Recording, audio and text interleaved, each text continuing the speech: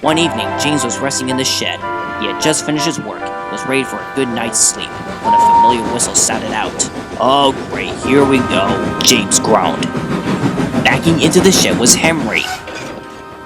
"What's got you all riled up in your smoke box?" James asked. "The Express," grumbled Henry, "and above my usual work." "Oh, sure, of course," grunted James. It was true. Gordon was away at the works being mended, leaving Henry and James the only engines available to pull the Express, though Henry had to do it mostly, and now he was stressed, and being stressed always makes him grumpy.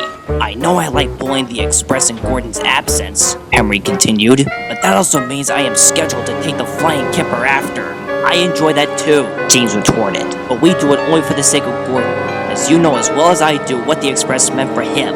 I know, sighed Henry. "I just hope Gordon comes back, and he will come back when he is mended."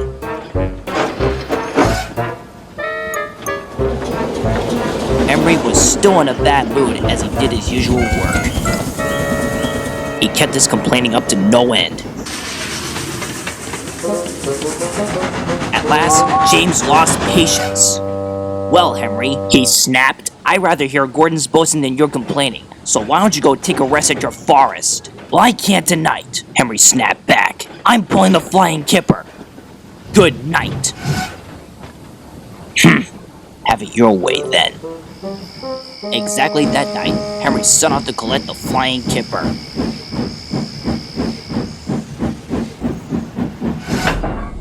He waited impatiently while the vans were being loaded up. Once the guard blew his whistle, Henry puffed crossly out of the docks.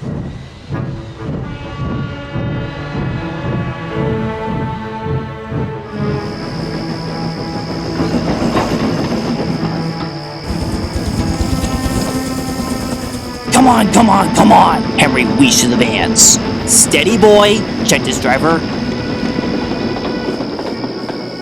The signalman was fast asleep on the job and had not set the points properly.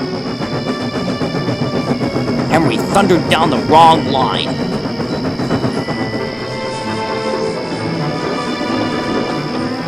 Henry didn't know that the line was the same one where Gordon crashed, and by the time he realized where he was, it was already a moment too late.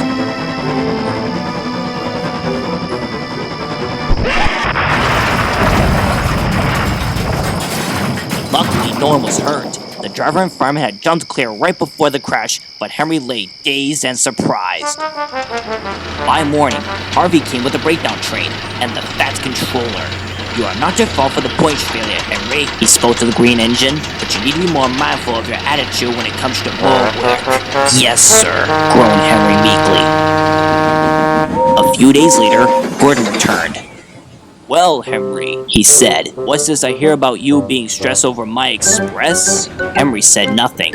"Oh well," Gordon said, "we can all live and learn." And deep down, Henry knew that Gordon was right.